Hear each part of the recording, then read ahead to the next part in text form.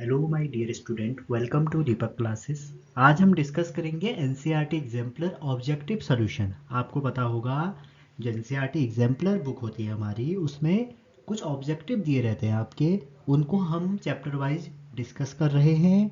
अगर आपके पास NCERT exemplar है तो आप देख सकते हैं, अदरवाइज आप डाउनलोड कर लीजिए। पहले आप बच्चों खुद अटैम्प्ट करना, उसके बाद इस वीडियो पे आना, जिससे आपको काफ़ी हेल्प मिलेगी। और आप देखते होंगे ऑलमोस्ट जेई हो गया, नीट हो गया, हर कोई एग्जाम में चाहे बेसिक हो या एडवांस हो, यहाँ से क्वेश्चन पूछा जाता है। तो स्टार्ट करते हैं। आज हमारा जो पहला चैप्टर है बच्चों, वो है मोशन इन स्ट्रेट लाइन। इसमें हमारे कुल 11 क्वेश्चन हैं जो एमसीक्यू टाइप हैं। पहले 6 क्वेश्चन सिंगल ऑप्शन करेक्ट हैं और बाकी क्वेश्चंस हमारे more than one option correct हैं। पहला क्वेश्चन में आप चलते हैं तो पहला क्वेश्चन आपको मिलेगा, among the four graph there are only one type for which average velocity over the time interval 0 to t can vanish for a suitably chosen t, which one is it। ठीक है, तो बच्चों आप देख सकते हैं क्वेश्चन में आपसे कहा गया है 4 ग्राफ आपके पास है और इन 4 ग्राफ में एक ग्राफ ऐसा है जिसके लिए एवरेज वेलोसिटी हमारी जीरो हो रही है, वैनिश हो रही है या खत्म हो रही है। तो बच्चों देखिए, सबसे पहले आपको एवरेज वेलोसिटी पता होना चाहिए कि what is the average velocity. ठीक है, तो देखिए बच्चों, वेलोसिटी क्या है? अगर आप फॉर्मूले के बारे में डिस्कस करेंगे, डिस्प्लेसमेंट ओवर टाइम। अदरवाइज आप बोल सकते हो the rate change of displacement with respect to time is called velocity. अब वेलोसिटी को अगर आप किसी इंटरवल पे डिफाइन करेंगे, उसको हम एवरेज वेलोसिटी कहते हैं। अगर आप किसी पर्टिकुलर इंस्टेंट पे देखते हैं, उसको बोलते हैं इंस्टेंटेनियस वेलोसिटी। यहाँ पर क्वेश्चन क्या है? Average velocity. तो आप देखिए कि ऐसा कौन सा ग्राफ है जहाँ पर वेलोसिटी किसी दो टाइम इंटरवल के लिए इक्वल अपोजिट हो रही है। इक्वल अपोजिट होगी तो हम वेक्टर सम करेंगे तो जीरो आ जाएगा। अब देखिए, अगर मैं आपको बताऊं, ये वाला जो ऑप्शन है आपका, ये तो हो ही नहीं सकता और ये भी नहीं हो सकता, क्योंकि इसमें एक्स घट रहा है, डिस्प्लेसमेंट घट रहा है, तो डिस्प्लेसमेंट घटेगा तो वेलोसिटी भी घटेगी। यहाँ पर एक कांस्टेंट रेट से ऊपर को जा रहा है, ठीक है, तो ये भी नहीं हो सकता। और यहाँ पे देखिए, इस इंटरवल में नेगेटिव से जा रहा है, लेकिन आपको इक्वली पॉजिटिव और इक्वली नेगेटिव नहीं मिला।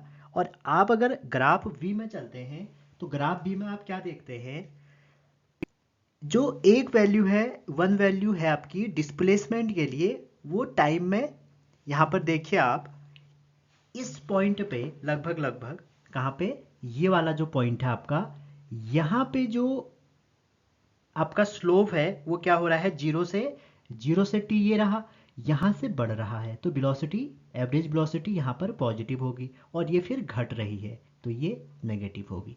तो अगर ये टाइम दोनों अगर ये इक्वल है यहाँ से यहाँ तक, तो यहाँ पर पॉजिटिव वेलोसिटी हो जाएगी, यहाँ पे नेगेटिव वेलोसिटी हो जाएगी, जिसका आप अगर सम निकालेंगे तो वो क्या आ जाएगा, जीरो आ जाएगा। ठीक है, अच्छा जी, यहाँ पर आप ये भी कह सकते हैं कि दो टाइमिंग है सेम डिस्प्लेसमेंट के लिए।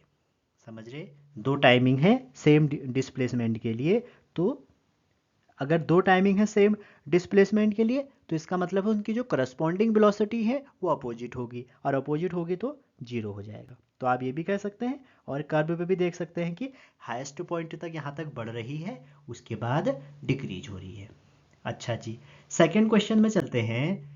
A lift is coming from 8th floor is just about to reach 4th floor. Okay, taking ground as origin and positive direction upward for all quantities. Which one of following is correct? अच्छा जी, तो इस question में आप देखें, अगर ये आपका ground है, ये ठीक है, और ये आपका 4th फ्लोर है, यहाँ से लेके यहाँ तक 4th फ्लोर है, और लिफ्ट कहाँ पर है बच्चों, लिफ्ट है आपकी 8th फ्लोर पे। मान के चलो यहाँ पर हमारी लिफ्ट है और ये 8th फ्लोर है, ठीक है। तो कह रहा है कि lift coming from 8th floor, ऊपर से नीचे को आ रही है, और रीच यहाँ पर हमें मिल रही है 4th फ्लोर पे, और कह रहा है ग्राउंड को ओरिजिन लीजिए, ऊपर की डायरेक्शन पॉजिटिव लीजिए।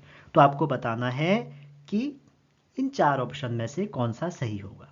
अब आप यहाँ पे आपकी जो थिंकिंग प्रोसेस होनी चाहिए वो ये होनी चाहिए, जैसे ही लिफ्ट आपकी डाउनवर्ड डायरेक्शन में आएगी तो डिस्प्लेसमेंट क्या होगा, नेगेटिव, क्योंकि आपसे कहा गया है बच्चों कि ऊपर की डायरेक्शन को पॉजिटिव लेना है, ऐसा क्वेश्चन में मेंशन है। तो इसका मतलब है जब लिफ्ट नीचे को आएगी तो इसका जो डिस्प्लेसमेंट होगा it will be negative. Okay, अच्छा जी, अब डिस्प्लेसमेंट तो नेगेटिव है तो इसका मतलब ये है आपका ए ऑप्शन हो सकता है। ऑप्शन तो ऐसे ही एलिमिनेट हो गया ना, बाकी में तो सब पॉजिटिव है, तो ए ऑप्शन आपका करेक्ट हो जाएगा। ठीक है, अच्छा जी, फिर हम और बातें कर लेते हैं वेलोसिटी और उसके बारे में। अब आप देखिए, वेलोसिटी और एक्सेलरेशन को निकालने से पहले हमको ये देखना पड़ेगा कि जो मोशन है वो एक्सेलरेटेड है या नॉन एक्सेलरेटेड है। ठीक है, अच्छा जी, अब आप देखिए डाउनवर्ड मोशन में डिस्प्लेसमेंट नेगेटिव है, तो जब आपकी लिफ्ट 4th फ्लोर पे यहाँ पे आके रुक जाएगी, यहाँ पे आके, ठीक है, तो क्या होगा, रुकेगी, तो इसका मतलब है मोशन क्या हो रहा है, रिटार्डेड मोशन हो रहा है। तो नीचे को जब आ रही है तो रिटार्डेशन हो रहा है, और रिटार्डेशन जब होता है तो एक्सेलरेशन आपका क्या होना चाहिए, 0 से बड़ा। ठीक है, अच्छा जी, अब डिस्प्लेसमेंट क्या है आपका, नेगेटिव है। डिस्प्लेसमेंट क्या है, नेगेटिव है, क्योंकि displacement is in direction of, velocity is in direction of displacement, displacement negative है तो वेलोसिटी भी आपकी नेगेटिव होगी। ठीक है, तो ये सारी चीजें थी आपकी, और ऐसे ही ये नीचे को चलेगा। तो पहला ऑप्शन इसका सही है। अगला ऑप्शन में चलते हैं। अगला क्वेश्चन में 3.3 आपसे कहा गया है, in one dimension motion instantaneous speed v satisfy 0 to v naught, जहां वी एक बीच की उसकी वैल्यू है। तो आपसे कह रहा है the displacement in time t must take non negative value. अच्छा जी, आगे कह रहा है the displacement x in time satisfy this to this and the acceleration is always a non-negative number, the motion has no turning point। अब इस question में देखिए, आप आपको ये रेंज दे रखी है, सिंपल सी बात है, इसमें देखेंगे आप ये रेंज दे रखी है, ये और ये आपको रेंज दी है, अगर ये मिनिमम है तो ये मैक्सिमम है। ठीक है, तो ये रेंज है। अब यहाँ पर आप ध्यान से देखिए, मैक्सिमम और मिनिमम डिस्प्लेसमेंट के लिए अगर डिस्प्लेसमेंट आप निकालेंगे तो मैक्सिमम और मिनिमम के लिए आपको दिमाग में ये रखना है बच्चों कि जो मैग्नीट्यूड और डायरेक्शन है वो वेलोसिटी का क्या होगा, मैक्सिमम होना चाहिए, मैग्नीट्यूड एंड डायरेक्शन। आप यहाँ पे बिल्कुल ये मत कहना कि जैसे वन डायमेंशन है तो वन डायमेंशन में जैसे हम कंफ्यूज डायरेक्शन और वेलोसिटी से हो जाते हैं कई बार। ठीक है, तो आपको एक डायरेक्शन टेक कर लेनी है पॉजिटिव और दूसरे को ले लेनी है नेगेटिव, जैसे कि आप 1D लेते हैं। ठीक है, तो मैक्सिमम वेलोसिटी कहाँ पे होगी, देखिए मैक्सिमम वेलोसिटी अगर पॉजिटिव डायरेक्शन में है, मान लो ये वी नॉट में है, ये वाली डायरेक्शन में मैक्सिमम है, तो इसके करस्पॉन्डिंग जो डिस्प्लेसमेंट क्या हो जाएगा, speed equal to distance, speed equal to क्या होता है, डिस्टेंस ओवर टाइम, तो डिस्टेंस क्या हो जाएगा, स्पीड इनटू टाइम। तो अगर आप मैक्सिमम इस साइड को लेते हैं तो v इंटू टी क्या हो जाएगा, मैक्सिमम हो जाएगा। अच्छा जी, और मिनिमम अगर आप देखते हैं तो मिनिमम के लिए अपोजिट डायरेक्शन में, क्योंकि ये वेलोसिटी v नॉट है, अगर हमारी हम अपोजिट डायरेक्शन में लेते हैं तो ये कितनी हो जाएगी, इतनी ही, लेकिन नेगेटिव हो जाएगी। ठीक है, तो आप ये कह सकते हैं जो आपका डिस्प्लेसमेंट है वो यहाँ से इसके बीच में वेरी करेगा। समझ रहे हैं, यहाँ पे डायरेक्शन का लोचा है ना बच्चों, डायरेक्शन पॉजिटिव भी हो सकती है वी नॉट की, नेगेटिव भी हो सकती है, तो अगर पॉजिटिव होगी तो ये मैक्सिमम हो जाएगी, और अगर ये मिनिमम होगी तो ये नेगेटिव में ये वाली मिनिमम होगी। तो यहाँ पर आपका बी ऑप्शंस करेक्ट हो गया। ठीक है, नेक्स्ट चलते हैं। ये क्वेश्चन ना जाने कितने एग्जाम में आ गया है। क्वेश्चन कह रहा है vehicles move travel half the distance L with speed v1 and other half with speed v2। ठीक है, अच्छा जी, इसमें आपसे फिर क्वेश्चन पूछा जा रहा है देन एवरेज स्पीड इज। ठीक है, तो आप देखिए इस क्वेश्चन को कैसे करेंगे। आपके पास सिंपल सा फंडा है, मान लीजिए ये कोई एल डिस्टेंस है। ठीक है, अब आपसे कह रहा है जो हाफ डिस्टेंस है इसकी जो l/2 डिस्टेंस होगी वो v1 से ट्रेवल कर रहे हैं, और जो l/2 डिस्टेंस है वो v2 से ट्रेवल कर रहे हैं। तो आपसे एवरेज स्पीड पूछा है। अगर आपको बता दें एवरेज स्पीड इक्वल टू आपका जो फॉर्मूला होता है वो होता है total distance over total time. यहाँ पर कुछ बच्चे क्या करते हैं v1 प्लस v2 बाई 2 कर देते हैं। तो बच्चों यहाँ पर ध्यान रखना है ये एवरेज जो है आपको मैथमेटिक्स वाला एवरेज नहीं निकालना है। v1 बाई v2 ओवर 2 कब होगा? जब आपका दोनों के बीच का टाइम भी बराबर होगा। ये तभी होगा जब दोनों के बीच का टाइम भी बराबर होगा। यहाँ भी t1 यहाँ भी t2, इसको आपको इस मेथड से निकालना पड़ेगा। अच्छा जी, इस केस में अगर आप देखें इस पूरे में टाइम अगर कितना लगा है, t टाइम लगा है इस पूरे में, पूरे को करने में, तो यहाँ पर जो टाइम लगेगा मान लो t1 लग गया और यहाँ पे जो टाइम लगा जो t2 लग गया। तो इसका मतलब हो जाएगा t equal to t1 plus t2। तो पहले के लिए जो टाइम निकालोगे यहाँ से अगर टाइम निकालोगे तो क्या आ जाएगा? Total distance over average speed, that means l by 2 over speed हो गई v1 plus l by 2 over speed हो गई v2। टोटल डिस्टेंस कितना है l और टाइम कितना हो जाएगा? और अगर हम टोटल डिस्टेंस l ले रहे हैं और इसका जो करस्पॉन्डिंग टाइम है उसको हम क्या ले लेते हैं, वेलोसिटी को हम v एवरेज ले लेते हैं टोटल के लिए। ये हो गया। अब आप इसको सॉल्व करेंगे तो क्या हो जाएगा, यहाँ से आप देखिए l से l कट गया तो ये इसको सॉल्व करके आपका आएगा v average equal to, reciprocal करेंगे तो हो जाएगा 2v1 v2 over v1 plus v2।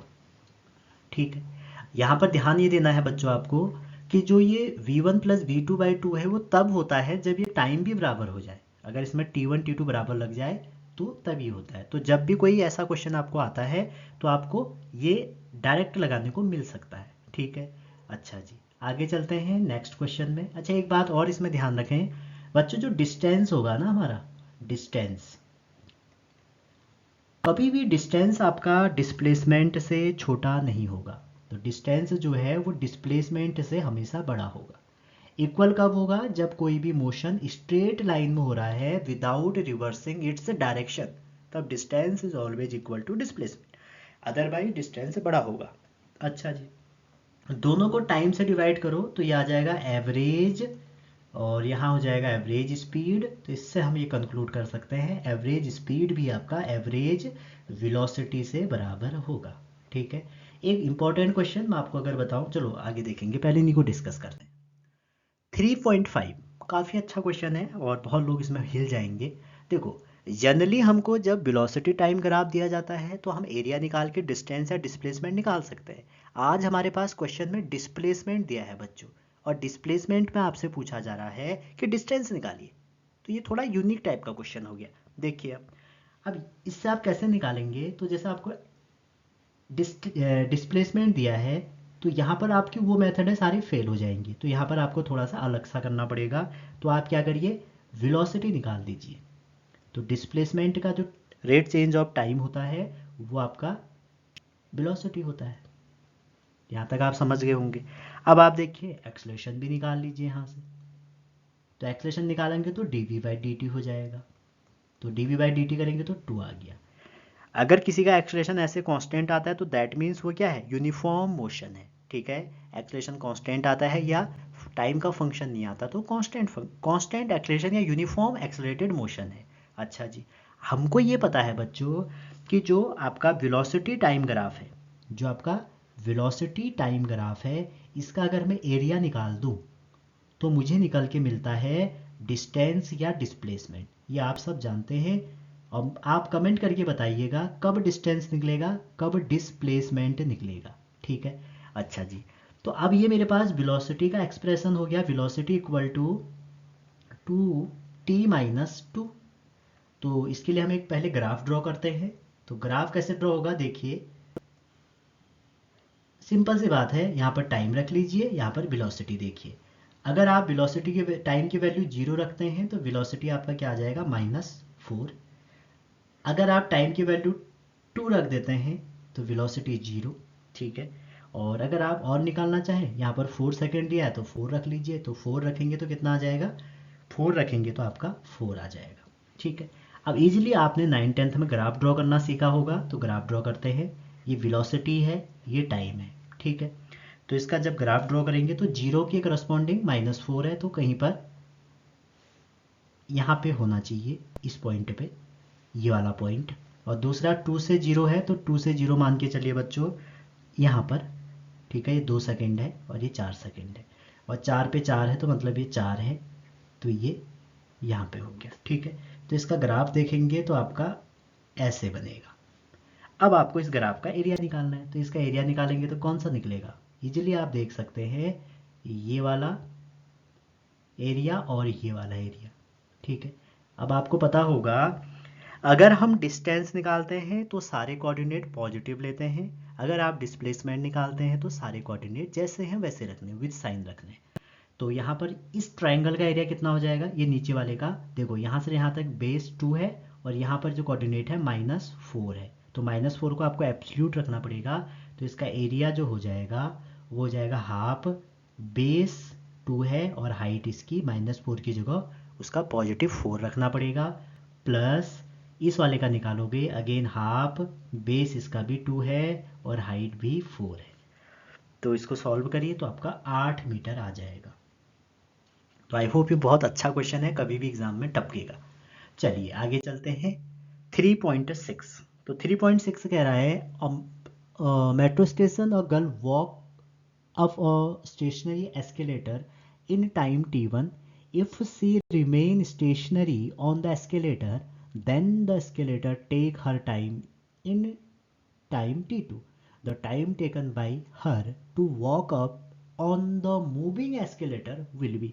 तो बच्चों आपको मूविंग निकालना है, तो इस क्वेश्चन में हमें जो नेट वेलोसिटी निकालनी है, टाइम टेकन है ना, तो टाइम टेकन कहाँ से निकलेगी, वेलोसिटी से या एक्सलेशन से। तो यहाँ पर आप क्या निकालिए, आपको निकालना है net velocity with respect to earth, ठीक है, जो किसके बराबर होगी, वेलोसिटी ऑफ गर्ल और प्लस वेलोसिटी ऑफ एस्केलेटर, क्योंकि एस्केलेटर भी मूव कर रहा है ना। तो आप क्या कह सकते हैं, देखिए वेलोसिटी ऑफ गर्ल जो होगी और वेलोसिटी ऑफ एस्केलेटर जो होगी वो किसके बराबर होगा, वो वेलोसिटी जो नेट वेलोसिटी है उसके बराबर होगा, ठीक है। अच्छा जी, अर्थ के रिस्पेक्ट में। तो लेंथ कितनी है, कुछ दिया नहीं है, तो हम एज्यूम कर लेते हैं कि एस्केलेटर की लेंथ L है। तो जो हमारा लड़की को कितना टाइम लग रहा है, t1 लग रहा है, प्लस जब एस्केलेटर चल रही है तो टाइम कितना लग रहा है, t2 लग रहा है। तो मान के चलते हैं कि लेंथ तो L ही है और टाइम टोटल t लग रहा है, एप अगर हम अर्थ से एज्यूम करें।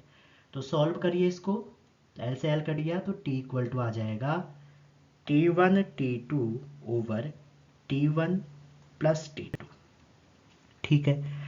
तो ये थे हमारे 6 क्वेश्चन जो हमारे एक एक नंबर के थे। अब चलते हैं आगे। अगला क्वेश्चन है MCQ सेकंड, जिसमें more than one option correct होते हैं, जो जेईई एडवांस में और ऐसे पूछे जाते हैं, ठीक है। आजकल पैटर्न ऐसा भी हो गया बच्चों, एग्जामिनर इनको स्टेटमेंट बना दे रहा है, उसके बाद ऑप्शन डाल रहा है A and B, B and C, C and D। तो आपको पहले से ही प्रिपेयर होना चाहिए। देखिए क्वेश्चन कह रहा है the variation of quantity A with respect to B plot in figure 3.2 describe the motion of particle in straight line. Okay, the पहला ऑप्शन है क्वांटिटी B में बी टाइम। अच्छा जी, हमने कई बार देखा है कि B जो है यहाँ पर जो होगा इस एक्सिस में, ये क्या है, टाइम। क्यों होगा, देखिए ये वेरिएशन है ना, A का वेरिएशन है किसके रिस्पेक्ट में, B के रिस्पेक्ट में। तो B क्या है, B हमारा टाइम है, क्योंकि आप देखते होंगे काइनेमेटिक्स में एक्स एक्सिस के अलोंग टाइम होता है। क्यों होता है आप मुझे बताएंगे, अगर आपको ग्राफ ड्रॉ करना आता है तो आपको कॉज और इफेक्ट की थ्योरी पता होगी। आप मुझे कमेंट करना कि हम टाइम को एक्स एक्सिस में ही क्यों लिखते हैं, ठीक है। अच्छा जी, आप यहाँ पे देख सकते हैं, अगर मैं आपको बताऊं, इस क्वेश्चन में कह रहा है कि variation of A with respect to B, ये दिखाया गया है, ठीक है। अच्छा जी, और ऑप्शन में देखो लिखा है कि एज वेलोसिटी, तो वेलोसिटी होगी तो ये टाइम ही होगा ना, डिस्प्लेसमेंट टाइम ही होगा, तो इसलिए तो टाइम होगा, पहली बात है। तो पहला ऑप्शन तो इसका सही होगा। दूसरा कह रहा है कि as velocity motion is uniform, अभी हम इसका डिसाइड करेंगे। अगला कह रहा है as displacement if motion is uniform, ये भी हम डिसाइड करेंगे। डी कह रहा है as velocity motion is uniformly accelerated, ठीक है। अब यहाँ पर आप देखिए बच्चों, आप पहले देखो कि स्लोप कैसा है। आपको पता होना चाहिए कि यूनिफॉर्म मोशन के कुछ ग्राफ होते हैं, जो मैंने अपने काइनेमेटिक्स वाले वीडियो में भी बताए हैं आप लोगों को। आपने अगर मेरी जेई वाली सीरीज़ देखी होगी जिसमें हम काइनेमेटिक्स की हमने वीडियो वाली सीरीज़ देखी है, तो वहाँ पर हमने कुछ ग्राफ को डील कर रखा है कि कौन से यूनिफॉर्म मोशन वाले ग्राफ होते हैं, कौन से नहीं होते हैं। तो यहाँ पर आप देख सकते हैं जो हमारा 3.7 में ग्राफ है, ये ग्राफ हमारा कैसा है, इसका स्लोप देखना होता है हमें, तो ये स्लोप इसका कांस्टेंट है, या आप बोल सकते हैं यूनिफॉर्म है, ज़्यादा सही रहेगा।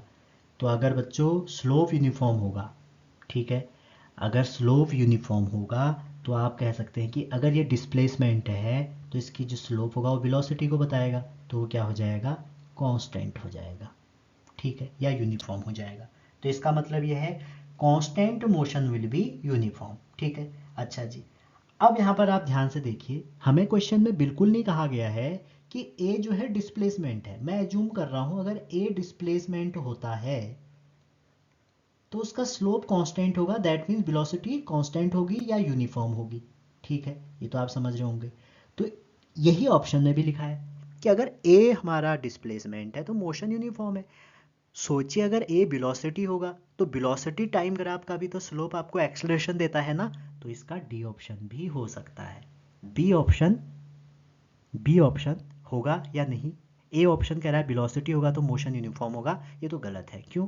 आपको पता होना चाहिए दो रिलेशन है, v equal to d x over d t और a equal to d v over d T. तो यहाँ से हम कंफर्म करते हैं कि वेलोसिटी टाइम ग्राफ का स्लोप a और डिस्प्लेसमेंट टाइम ग्राफ का स्लोप v। अगर ये वाला जो ग्राफ है इसका स्लोप कांस्टेंट है, दैट मीन्स ये कांस्टेंट है। आप मुझे एक बात बताइए, कह रहा है कि a वेलोसिटी है, इफ़ a वेलोसिटी है तो ये मोशन यूनिफॉर्म है, समझ रहे हैं? तो ए वेलोसिटी से तो हम डिफाइन नहीं करते हैं ना, डिस्प्लेसमेंट टाइम से करते हैं और वेलोसिटी टाइम से करते हैं, और यूनिफॉर्मली एक्सीलरेटेड यहाँ पे लिख दिया गया है। तो इसका ए सी डी ऑप्शन सही है। चलिए आगे चलते हैं। 3.8 आपसे कह रहा है, एक ग्राफ दिया है आपको और इस ग्राफ में कह रहा है कि करेक्ट स्टेटमेंट बताइए। तो particle was release from T0 at the be acceleration, ये तो चार ऑप्शन दिए हैं। अब इसमें आप देखिए, आपको फिर वही स्लोप की बात लगानी है। तो वेलोसिटी जो होती है आपकी, आपने देखा होगा जो वेलोसिटी है v, वो क्या होता है, D x over d T, that means displacement time graph का जो स्लोप होगा वो वेलोसिटी होगी, वही एक्सलेशन होता है D V by D T. तो v और t ग्राफ का स्लोप एक्सलेशन होता है। अगर आप देखें इस पॉइंट ए पे, यहाँ पे, ठीक है, तो पॉइंट ए पे ग्राफ क्या है, पैरेलल टू एक्स एक्सिस, क्या है, parallel to time axis, sorry time axis के पैरेलल है। तो अगर आप सोचिए, आपने ग्राफ पढ़े होंगे जो बेसिक, उस केस में अगर ऐसा ग्राफ होता है तो ये कौन सा मोशन है, ये इस कंडीशन में आपका एक्स तो कांस्टेंट हो गया या यूनिफॉर्म हो गया, तो वेलोसिटी कितनी हो जाएगी, जीरो, क्योंकि टाइम रेट चेंज होता है। तो इसका मतलब ये है जो स्टार्टिंग पॉइंट ए है यहाँ पर पार्टिकल रेस्ट में। क्या ऐसा कोई ऑप्शन है, the particle was release from rest at T equal to zero? हाँ जी, ये तो सही है, ठीक है, क्योंकि ये स्टार्टिंग पॉइंट है। अब आगे चलते हैं, जैसे आप ए से आगे गए, ठीक है, बी पॉइंट में कह रहा है कि द एक्सेलरेशन बी जीरो से बड़ा है, यहाँ पे भी देखते हैं इसको।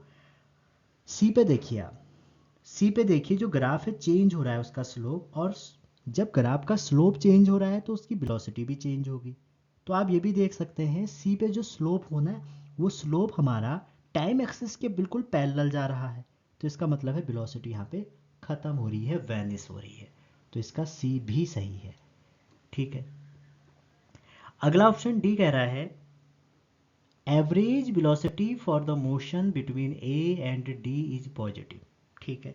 अच्छा जी, अब देखो आप, जैसी डायरेक्शन ऑफ एक्सलेशन चेंज हो रहा है तो आप क्या कह सकते हैं कि ये जीरो हो रही है, कहाँ पर, इन बिटवीन, नीचे को आ रहा है ना, तो जीरो से डी के बीच में जीरो की तरफ जा रहा है, खत्म हो रहा है ना ग्राफ, स्लोप उसका घट रहा है। तो आप ये कह सकते हैं जो स्लोप है कहाँ पर, डी पे, उसका मैग्नीट्यूड जो है वो ज़्यादा होगा जो स्लोप है एट ई पे, ठीक है, मॉड की बात कर रहे हैं।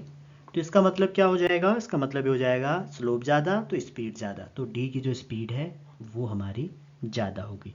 तो इसका जो करेक्ट ऑप्शन है वो ए से लेके ए सी डी है। लेकिन आप यहाँ पे तो ये ख़त्म हो रही है ना, ये पॉजिटिव कह रहा है तो ये गलत है इसका, और कह रहा है एट बी एक्सलेशन ए पॉजिटिव। ठीक है, यहाँ पर ए पॉजिटिव नहीं है, देखिए ये एट हाइस्ट पॉइंट है, ये भी पैरेलल हो जाएगा, यूनिफॉर्म हो जाएगा तो जीरो हो जाएगा, ये भी गलत है। ठीक है, अच्छा जी, अगला क्वेश्चन। अगला क्वेश्चन काफ़ी इंटरेस्टिंग क्वेश्चन है, पूछा जा रहा है आपसे x equal to T minus sine T है, और आपसे x v और a के बारे में बात हुई है। तो पहले हम इनको कैलकुलेट करते हैं, आप भी कर सकते हैं बच्चों। तो x इक्वल टू क्या है, x इक्वल टू आपका है t माइनस साइन टी। आप इसको एक बार डिफ्रेंशिएट कर दो तो v आ जाएगा। तो v इक्वल टू होता है dx ओवर dt। तो जैसे आप डिफ्रेंशिएट करेंगे 1 माइनस कॉस टी, एक बार और डिफ्रेंशिएट कर लीजिए तो dv ओवर dt। तो इसका मतलब हो जाएगा 0 प्लस साइन टी। यहाँ तक तो आप समझ गए होंगे। अब यहाँ पर देखिए, ये जो है अगर आप टाइम 0 से बड़ा रखते हैं, सिंपल सी बात है, टाइम 0 से बड़ा रखते हैं तो एक्सलेशन भी 0 से बड़ा होगा, ये बात तो कंफर्म है।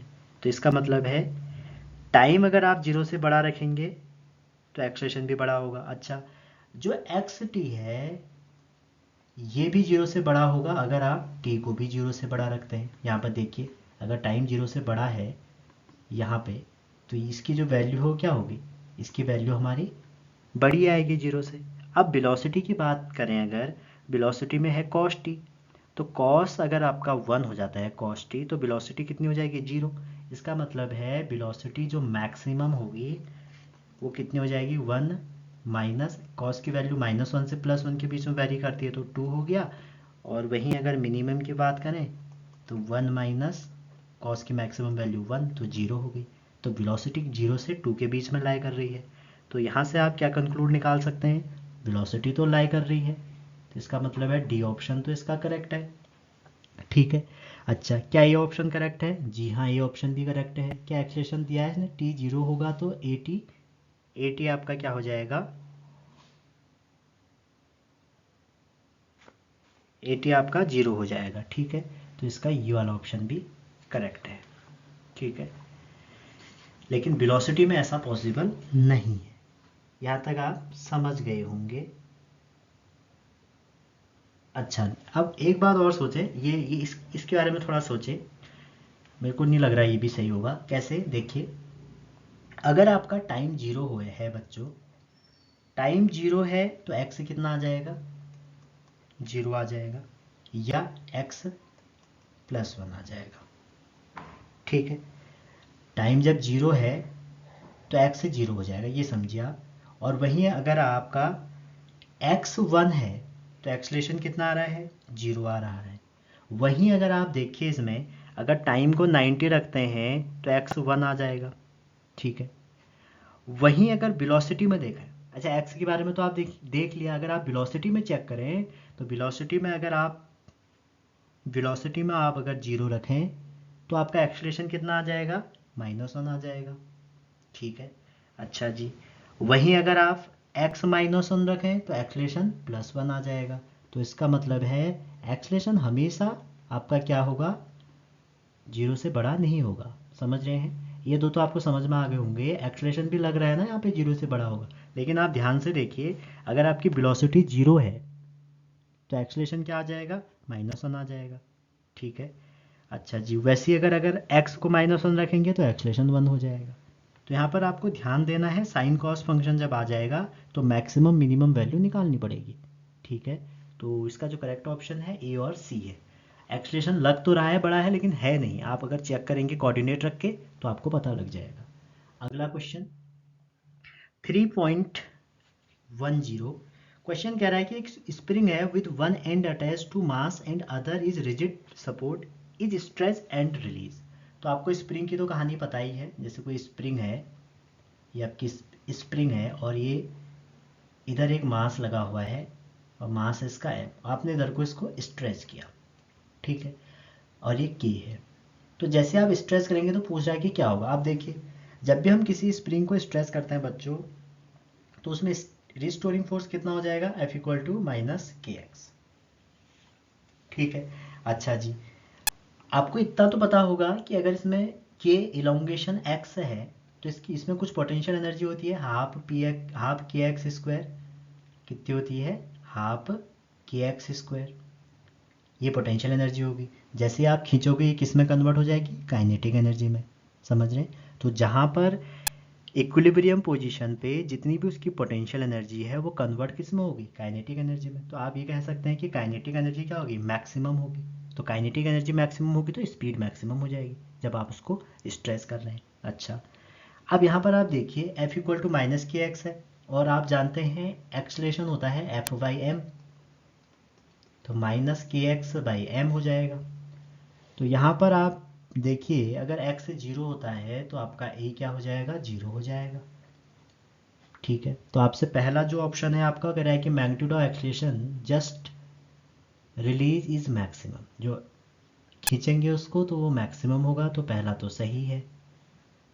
दूसरा आपसे कह रहा है magnitude of acceleration when at equilibrium is maximum, ये गलत है। Speed is maximum when mass is at equilibrium. Equilibrium पे उसके बाद काइनेटिक एनर्जी खींच रहे हैं आप उसको, तो मैक्सिमम काइनेटिक एनर्जी में कन्वर्ट हो जा रहा है, तो टोटल जो एनर्जी हो जाएगी उससे आपकी स्पीड भी मैक्सिमम हो जाएगी। अगला कह रहा है magnitude of displacement is always maximum whenever speed is, नहीं ये गलत है। ठीक है। तो ए और सी इसके करेक्ट है। तो एक्सेलरेशन तो दोनों का सेम होगा। ठीक है। तो इसका डी हो गया क्योंकि वो हमारा इनर्शियल फ्रेम है, नॉन एक्सलेटिंग फ्रेम है। अब बात करते हैं इस क्वेश्चन को। आप देखिए इन दोनों की वेलोसिटी कंपेयर करें। जो वेलोसिटी है ट्रेन की वो है 10 मीटर पर सेकेंड, और जो वेलोसिटी है बॉल की वो बहुत कम है, 1 मीटर पर सेकेंड। तो जो स्पीड ऑफ बॉल है before collision with side of train कितनी हो जाएगी, देखो बिफोर जो स्पीड हो जाएगी ना बच्चों, वो हो जाएगी, बिफोर जो स्पीड हो जाएगी 10 उसकी है और एक ये होगी 11 हो जाएगी। और after speed with after speed कितनी हो जाएगी, कोलिजन के बाद आपकी स्पीड कितनी हो जाएगी, स्पीड आफ्टर कोलिजन वो हो जाएगी आपकी 10 उसकी थी और एक वो हो गई, तो कम कर लो इसको, तो कितनी हो जाएगी 9 हो जाएगी, 9 मीटर पर सेकेंड। और ये तो आप देख सकते हैं कि स्पीड चेंज कर रही है आफ्टर 10 मीटर, क्योंकि 10 मीटर का वो है डब्बा, तो 10 मीटर में चेंज कर रही है और स्पीड कितनी है 1 मीटर। तो आप देख सकते हैं जो टाइम ड्यूरेशन है स्पीड चेंज करने का वो 10 सेकेंड है। तो इसका जो दूसरा ऑप्शन हो जाएगा वो बी हो जाएगा। ठीक है। अच्छा, बी सही है, इसका डी सही है। अब सी कह रहा है कि average speed of ball over any 20 second interval is fix. अच्छा जी, अब वो कह रहा है देखो 10 सेकेंड में चेंज हो रही है। अब देखो आपका जो कोलिजन है ना वो कैसा है, इलास्टिक है, तो कोई भी एनर्जी यहाँ पर डिसिपेट नहीं होगी, तो एनर्जी और मोमेंटम आपके कंजर्व रहेंगे। तो आप ये भी कह सकते हैं जो एवरेज स्पीड है बॉल की हर 20 सेकेंड में, क्योंकि 10 पहले 10 में चेंज हो रही है तो अगले 10 में भी चेंज होगी, तो सी वाला ऑप्शन भी इसका सही हो सकता है। ए को छोड़ के सारे इसमें सही है। ठीक है। तो ये ऑब्जेक्टिव क्वेश्चन थे, आई होप आपको पसंद आए हैं, और कल हम डिस्कस करेंगे अगला चैप्टर, मोशन इन प्लेन। तब तक के लिए ध्यान रखिए, पढ़ते रहिए। Thank you.